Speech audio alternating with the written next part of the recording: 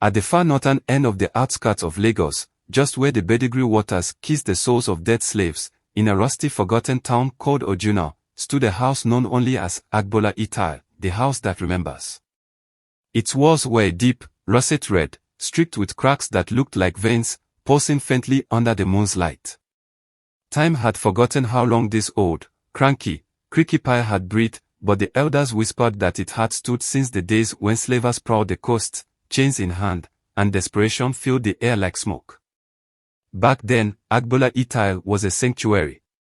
Back then, Agbala Etile was a savior. Run here, mothers would tell their children, if you ever hear the slavers' drums.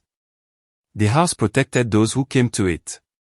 Its doors would swing open with a groan, and the shadows would embrace them like a mother's arms.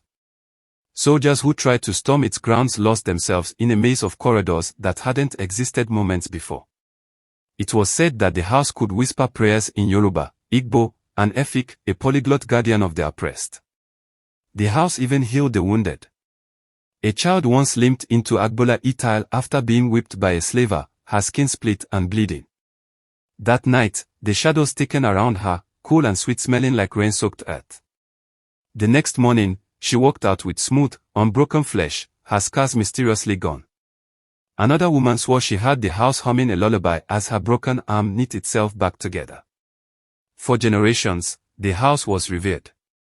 People came to it to give thanks, leaving offerings of palm wine, kola nuts, and akora at its doorstep, as though feeding a living thing that needed sustenance to continue its miracles. The air inside always smelled of earth and something faintly sweet, like ripe guava left in the sun. It was comforting to some and oppressive to others, like a song that refused to end. But centuries passed, and the world changed. The slavers left. There were no slaves, no need for saving, no need for a savior, no need for the house, no need for Agbala Etile. The house changed too, evolving in its cold, forgotten state. It no longer sang prayers, it hummed low and deep, like a sorrow that could not be comforted. Its shadows grew colder, sharper. A boy who entered its doors to escape punishment from his father swore the house had spoken to him, not in words, but in a voice made of whispers and sighs. It told him he was safe, but he still left trembling. People whispered that the house had begun to resent them. True. They say it's so hungry for attention that it sang prayers for the return of the slavers. Maybe. They say it's powerless, a terror only in look and legend. False. Time left its marks on the house. Cracks appeared in its russet walls, and vines clung to it like old scars. Those who ventured near said it breathed, the wind passing through its broken windows sounded like a sigh, weary and ancient. And yet, the house remained. Unmoving. Waiting. The slavers left, replaced by colonizers, then by politicians, then by ordinary men and women who cared nothing for the house. The once thriving village around Agbala Etile became a modern city. New buildings rose around it, pressing in like uncaring neighbors. The house was forgotten. And in its solitude, it began to change.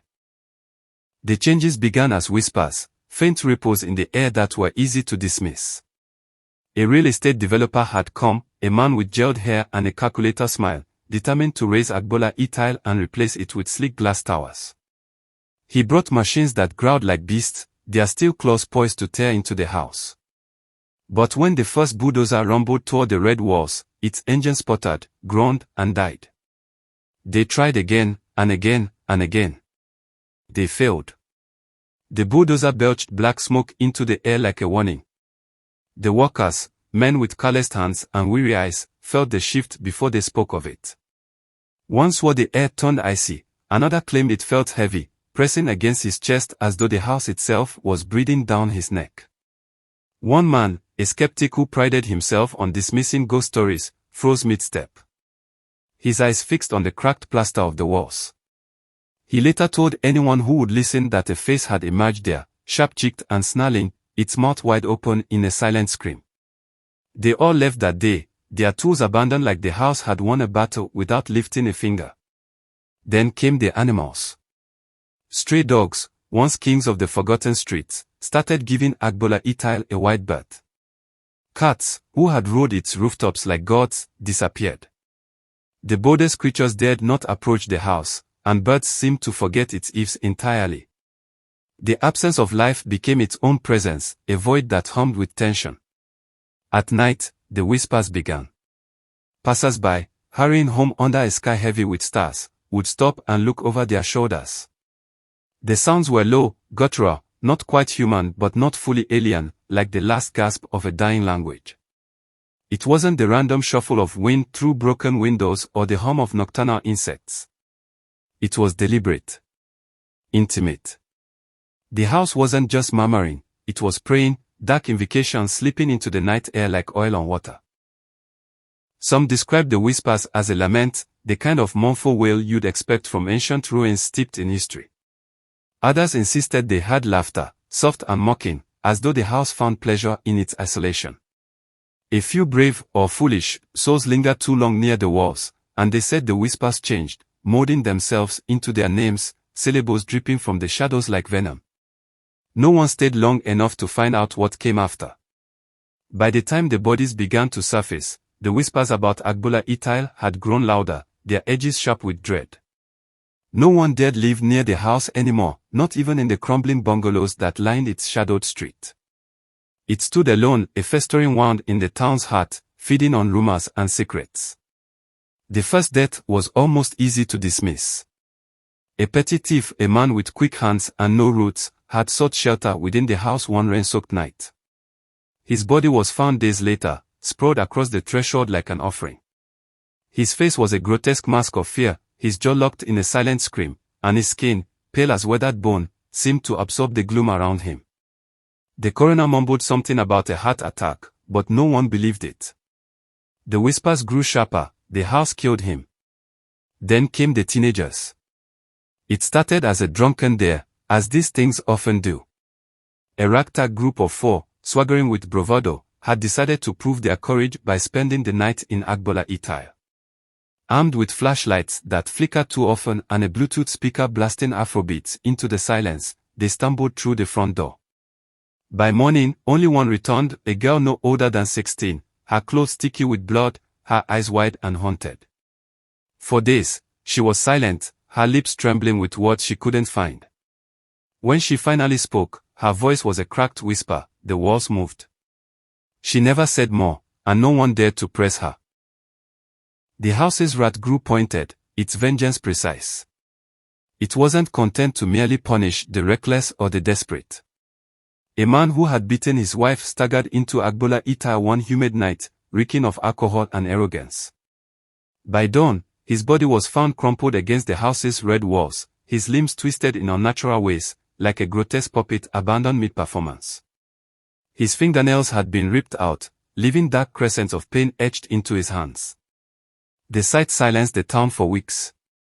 A priestess, called to divine the meaning of this violence, stood before the house with her cowries and kola nuts. When she finally spoke, her voice carried the weight of ages, "The house is tired of mercy." The words settled over the town like ash, and the air around Agbala Etile thickened.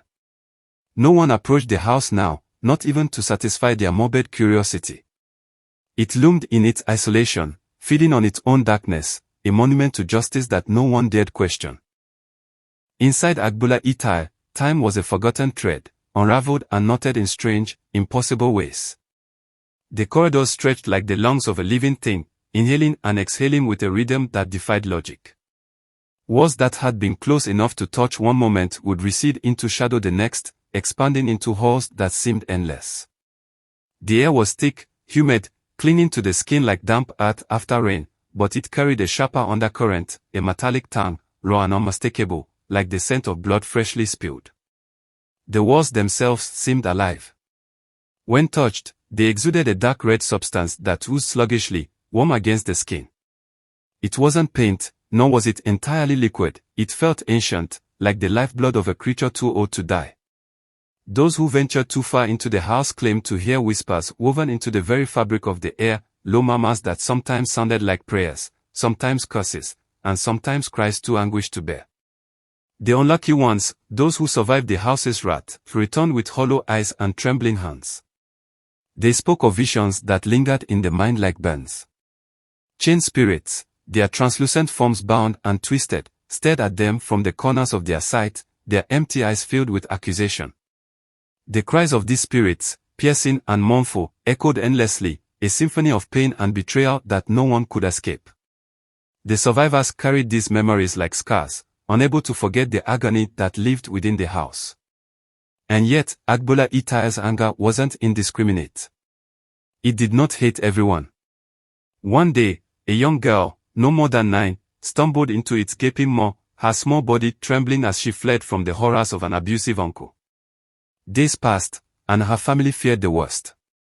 But then, on the third morning, she was found sitting calmly on the house's front steps, her face serene, her tiny hands folded in her lap. When asked what had happened, she spoke with a quiet certainty that silenced even the boldest skeptics. "The house sang to me," she said, her voice as light as wind through leaves. "It told me I'd be safe."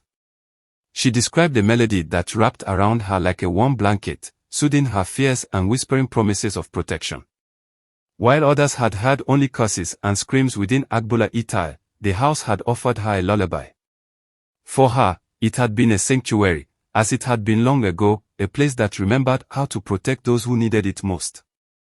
One stormy night, when the clouds hung low and thunder rattled the earth, a group of self-proclaimed ghost hunters arrived at Agbala Etile. They were young and brash, armed with cameras, microphones, and an aura of unearned arrogance that grated on even the most indifferent of onlookers. Their laughter rang too loud, their steps too heavy, as though they sought to challenge the house's quiet menace with their swagger.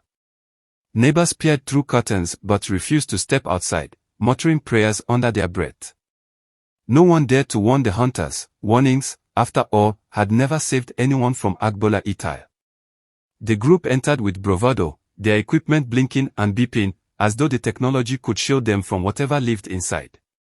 Their leader, a wiry man with a cocky grin, narrated confidently into the camera, weaving tales of courage and mystery. As the storm howled outside, they roamed the house, illuminating its shadows with flickering flashlights. Their footsteps echoed unnaturally, the sound swallowed and then regurgitated by the house in a distorted mockery. What happened next was pieced together from rumors and fragments of whispered accounts. The footage, they said, was never released. Some claimed the leader's cocky narration turned into a panicked shriek as he was dragged backward into a wall, his body sinking into the plaster as though it had liquefied. His scream, sharp and ragged, was cut off mid-breath. The camera he held clattered to the floor, its lens capturing only the trembling shadows of his teammates. Panic erupted. The remaining hunters dropped their equipment and ran, their breath coming in short, jagged bursts as they stumbled through shifting corridors. The walls seemed to close in, growing darker, more oppressive, as if the house itself was swallowing them. One by one, their cries were extinguished, leaving only the sound of the storm battering the world outside. By morning, they were gone. Not a single body was found, only the scattered remnants of their equipment littering the house's threshold. Cameras blinked their dying red lights, microphones buzzed with static. And the house? The house seemed to hum with satisfaction, its windows glowing faintly red, a dull and unholy light that lingered for days, casting eerie reflections onto the cracked pavement outside. The neighbors, those who had watched the hunters with uneasy fascination, knew better than to investigate.